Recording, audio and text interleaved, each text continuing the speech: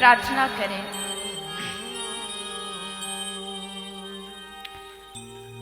कि हे प्रभु, निष्काम भक्ति की प्राप्ति हमें हो।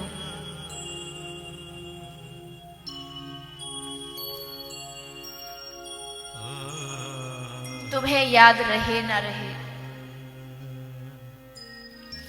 मैं तुम्हें याद करता रहूं, रिझाता रहूं। कभी याद मन से छूटे ना,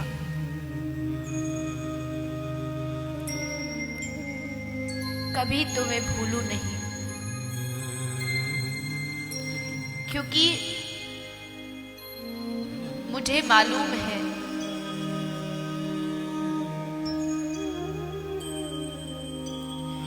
मैंने बहुत अपराध किए, लेकिन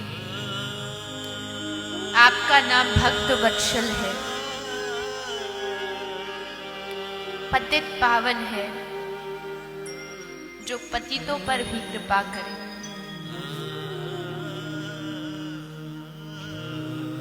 भगवान को कोई धन नहीं चाहिए, कोई ऐश्वर्य नहीं चाहिए, सिर्फ भाव मांगते हैं कि भाव लेके तू आ जा।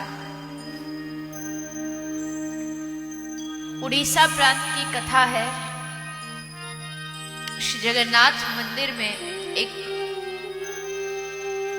ठाकुर जी का भक्त रहता है,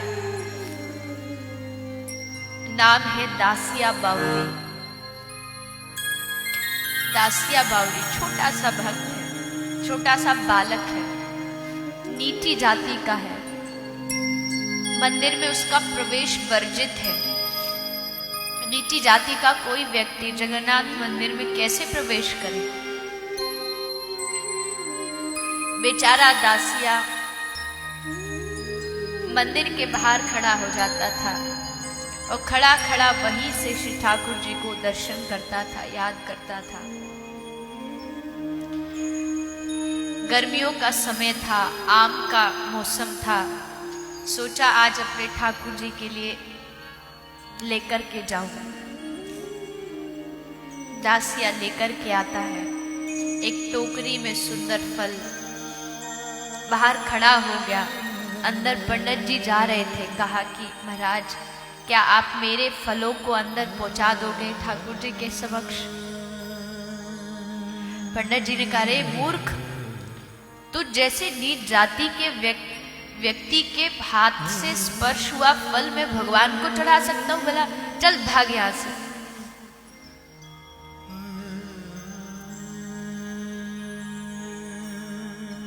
क्या कर सकता है, बाहर खड़ा रहा।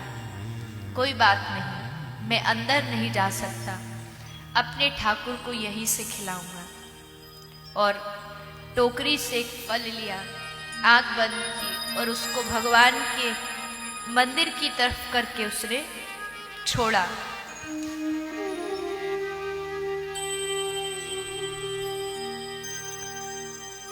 लोगों की लाइन लगी थी देखने के लिए। जैसे छोड़ा, वो फल ना तो ऊपर गया न नीचे, बीच में ही अदृश्य हो गए। दूसरा लिया, वो आगे किया, वो भी बीच में अदृश्य हो गया। सब टोकरी खाली हो गई। फल कहाँ गए पता नहीं। लेकिन जब दूसरे दिन जगन्नाथ मंदिर में पूजा हुई, पंडित जी ने भगवान की साफ सफाई की, श्रृंगार किया, आश्चर्य हो गया पंडित जी को देख करके। जिस दासिया को मूर्ख कहा था कि जा तू यहां से भाग जा, भगवान स्वीकार नहीं करेंगे। आज भगवान की विग्रह के पीछे दासिया के टोकरी के आम जितने भी थे, उन आम की गुठली ठाकुर जी के विग्रह के पीछे पड़ी हुई थी। इकट्ठा ढेर लगा हुआ।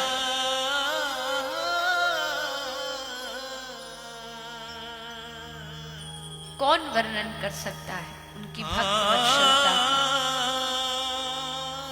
कभी भक्तों के लिए अपना नाम चोर रखा लिया, कभी भक्तों के लिए कुछ भी कर सकते हैं,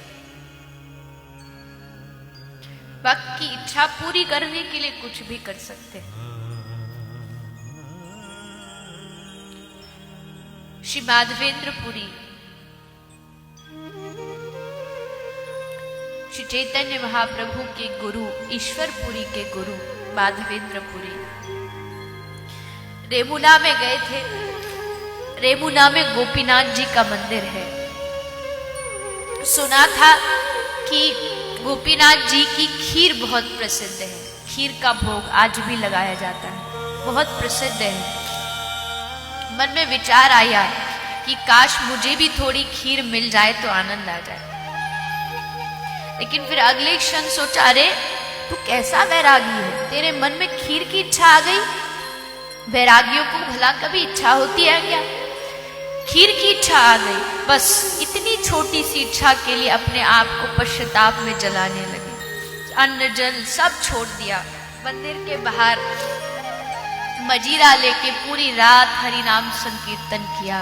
हरे कृष्ण गाते गाते रोते रहे, प्रभु से क्षमा मांगते रहे, प्रभु गलती हो गई।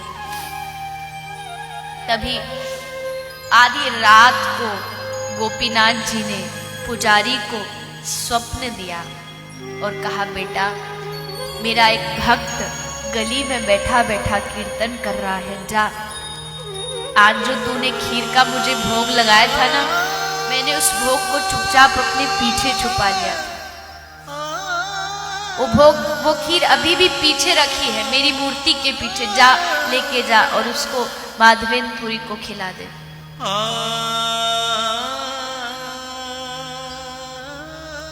लेके पहुंच गई, माधवेंद्रपुरी को दिया कि आज ठाकुर जी ने सपना दिया, आपके लिए उन्होंने खीर चुराई। खूब धिक्कारा अपने आप कि मैं कितना मूर्ख हूं, भगवान को मेरे लिए चोरी करनी पड़ी। बहुत पश्चाताप किया। नाम पड़ गया। आज तक नाम गोपीनाथ था, लेकिन जब से खीर चुराई नाम पड़ गया खीर छोड़ा गोपीनाथ।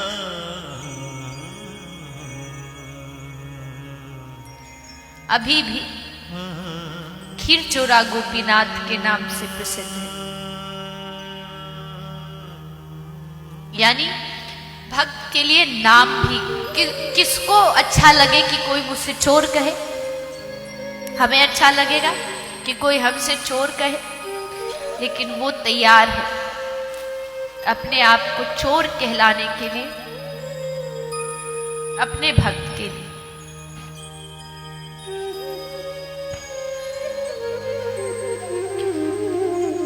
तो भाव की प्रधानता है। जैसे भी हो, भगवान को भाव से मनाया जा सकता है। एक नियम अलग बात है। हाँ, गुरुजी ने कहा है इतना माला करना है, ये फलानी चीज जप करनी है, इसका पाठ कर, ये अलग चीज है, ये तो नियम है। अब गुरुजी ने कह दिया मधुराष्टकम जप करो, हम रोज कर रहे हैं, नियम दिया है इसलिए कर रहे हैं। लेकिन एक समय ऐसा आए जब अधुरम मधुरम नयनम मधुरम सिर्फ इतना कहें और बस आवाज बंद हो जाए, फिर बस भगवान दिखें, उसको देखें और उससे आगे कुछ भी नहीं हो।